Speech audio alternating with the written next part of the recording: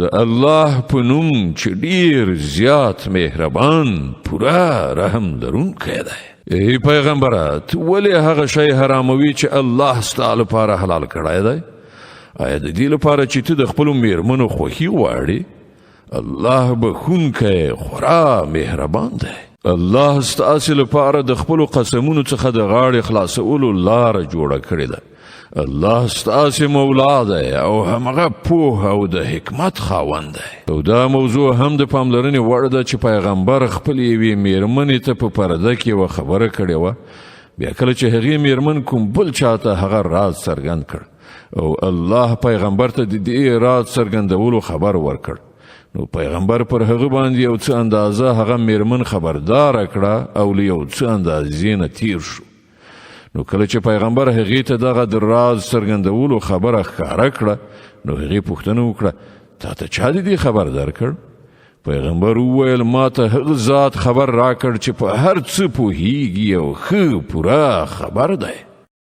که تاسې دواړه الله ته توبه وباسئ نو دا ستاسې لپاره ډیره ښه ده، ځکه چې ستاسې زړونه له سمې لارې نه اوښتي دي.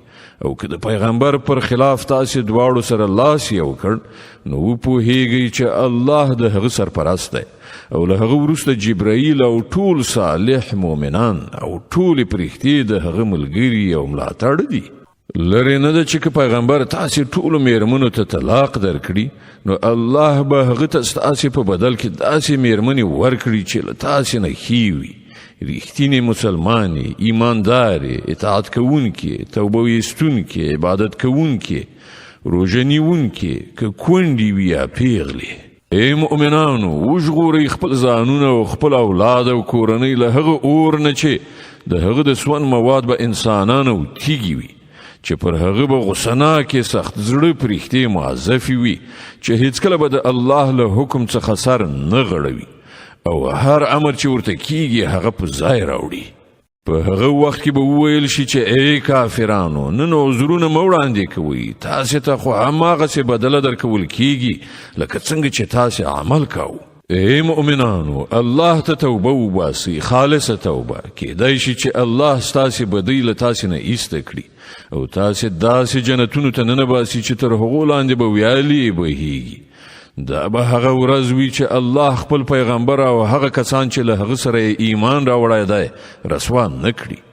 د هغو رڼا به د هغو مخکې او د هغو ښي پلو ته ځغلي او هغوی به وایي چې ای زموږ پروردګاره زموږ رڼا زموږ لپاره بشپړه کړه او موږ ته بښنه وکړه، ته د هر څه وس واک لرې. ای پیغمبره له کافرانو او منافقانو سره جهاد وکړه او له هغو سره سخت برخورد وکړه. د هغو استوګنځی دوزخ دی او هغه ډیر ناکاره استوګنځی دی.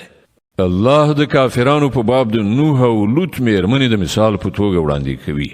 هغوی زموږ د دوو صالحو بندګانو میرمنې وي، خو هغوی له خپلو میړونو سره خیانت وکړ او له دې دوو پیغمبرانو څخه یوه هم د هغو لپاره د الله د عذاب په مقابل کې هیڅ په درد نشو خوړلی.